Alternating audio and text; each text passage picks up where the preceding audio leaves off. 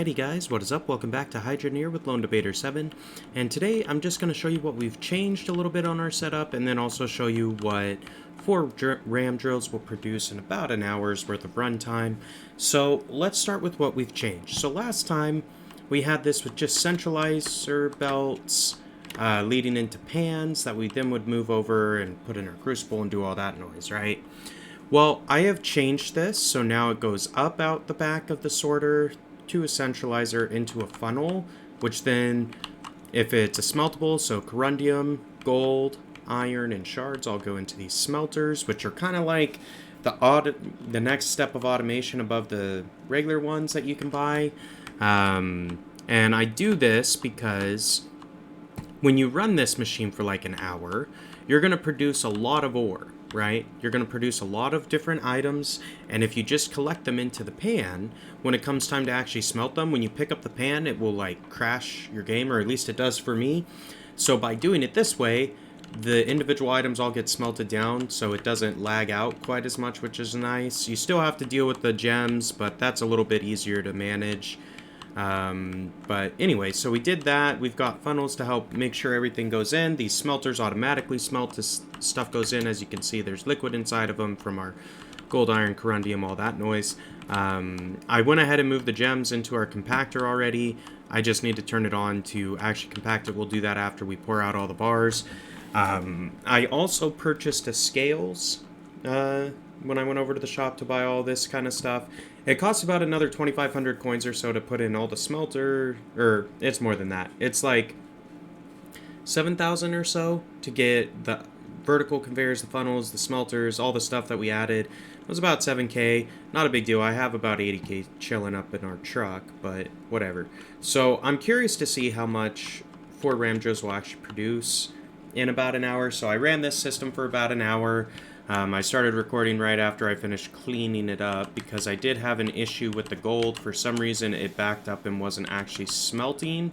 So basically, after it was done running, I took off this funnel. Gold went fucking everywhere, more or less. And then I gathered it all up, though, and put it all into the gold smelter so we can get one giant gold bar for the entire hour. So let's take a look.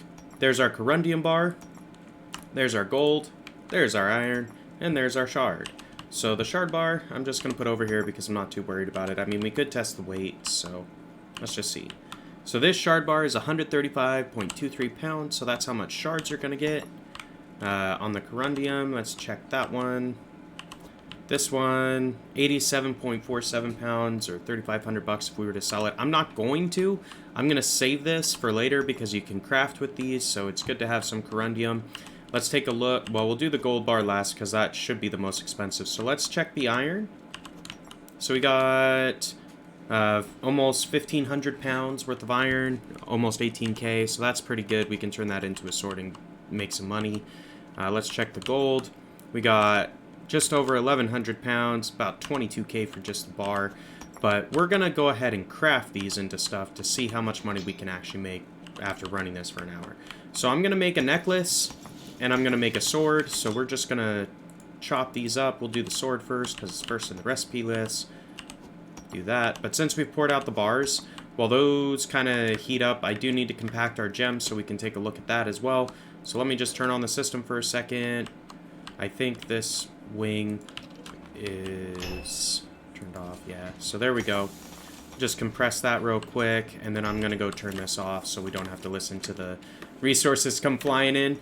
We're not going to add these ones that are generating right now into our tally because it's beyond the hour mark. I just need to turn that on so I could compress our gems. So let's see. In emeralds, got 46.5 pounds, about $900 worth. So that one's not super duper great. Let's check out the sapphire. Is 113 pounds, about 2,300. Not bad. Ruby, 110 pounds, 2,200. So I think we'll probably end up using the sapphire for our necklace, but we'll do that. So let's go ahead and build the sword first, and we'll weigh that and see kind of how much it's going to sell for. Boom, there's our sword. Cool. And these can sometimes be a bitch and a half to put on, but I think, what does that say? 1,500 pounds, about 25.5k for this sword. That's not too bad. Alright, let's go ahead and do our necklace. So swap the recipe, throw our bars in so they can get nice and hot. The way I like to do this with the necklaces is I try to put the gem on first, up at the top, and then I can throw the bars down towards the bottom, and it's not a big deal. Cool, there's that. Whoops, not what I meant to do. I forget you actually have to, like, click that in order to grab stuff off of it, so not a big deal. That is a piece of gold that we missed, but whatever. It's one nugget. I'm not too worried about it. Throw it in for next time. But let's take a look, see. So 1,200 pound necklace, about 34K for that. So let's go sell these and kind of see. The last time I looked at the stock market, everything was down, but we'll double check it before we put this in the jeweler stand. But not bad. It's kind of looking like we're going to get about 50K for every hour this runs. So yeah, everything's basically down except for daggers, but I think a sword at the jeweler is going to sell more than a dagger would anyway. So there's 34K from selling the necklace, and then we're going to go down, grab our big ass sword, and sell that. And that'll kind of be that for the most part. The thing I do want to take a look at, now that we've kind of generated some cash, we'll go add these coins that we're getting from the jeweler's stand up here to our big cash stack and see how much money we've got. It should be in excess of 100 grand, is kind of what I'm thinking. So we've got about 60K right here. I think I have about 80K already. So we should be close to 140K-ish. So we'll put that in, put this in. Cool.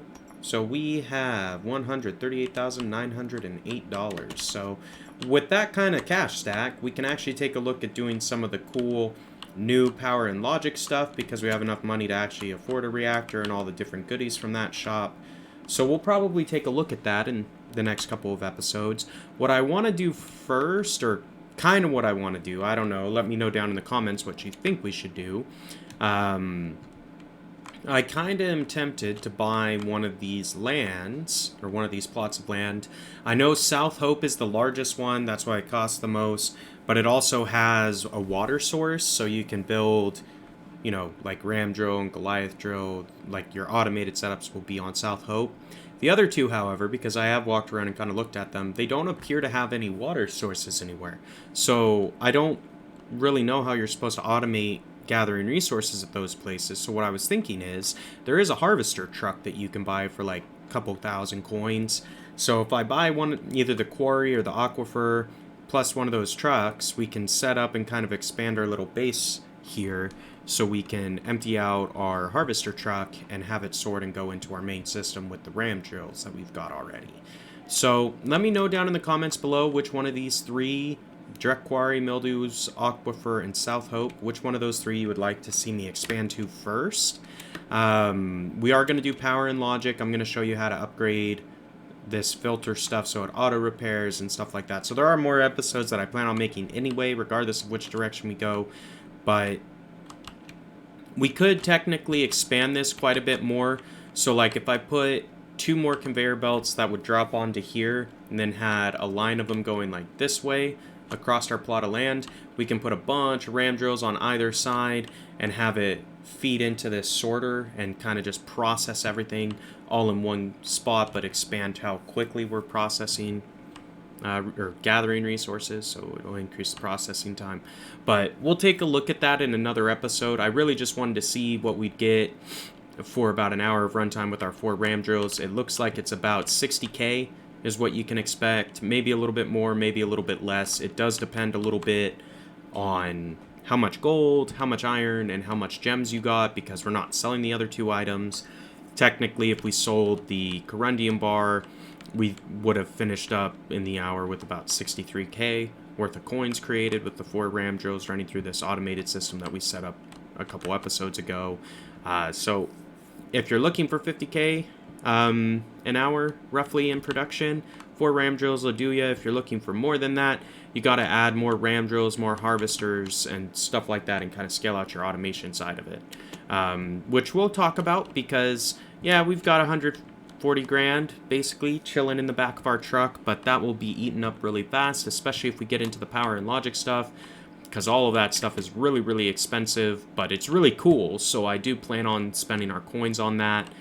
We also might kind of revamp this and add a few more ram drills. So like if I do that conveyor belt thing that I was talking about, kind of what I thought is I could expand it so it feeds onto this belt. That's pretty easy. And then if I have it go this way and take it all the way to the end, what I can do is I can have another conveyor belt that splits off like right here and feeds onto it, that I can put the ram drills on, and then I can have our harvester truck pull up like right beside it here and shoot out all of its rocks onto that belt as well.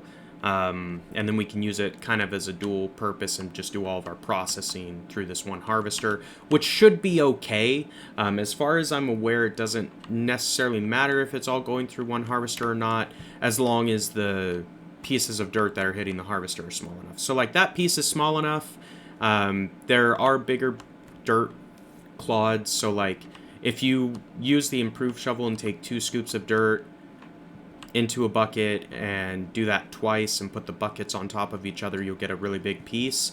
The harvester can't take that. That's why we've got this crusher. We also have this crusher here because if at some point these guys combine their dirt clods because they came out at a weird time or something, this will break them down into the smallest piece, which means you'll get more resources out of it. We'll probably end up on this like bridge piece. We'll probably have a centralizer that leads into a funnel that drops in on that spot. But before the centralizer, we'll have a crusher again, and then we'll have a straight belt, and then this, or it'll be like a directional belt. So it'd be what, a left turn belt to kind of send it out that way, and then it'll all just be straight belts this way. Maybe what we'll do is if we add in a branch for extra ram drills, we'll put a crusher before those ram drills feed into the line, and then after those ram drills feed into the line, just so we can make sure that we have the right size dirt going through our harvester. We also could expand our harvesters. Like if we put a second harvester right next to that, we could swap that with a T, put it there. We could expand out the conveyor belt one more slot, and we'd be good. But then we'd have 2 harvesters as opposed to just the one. So if we expand this too much, that one harvester might get blocked up, so we might need to do that. But anyway, guys, we made our 60K with our hour runtime of 4 ram drills. We're gonna take a look at expanding our gathering ability and automating further. We're gonna take a look at power and logic.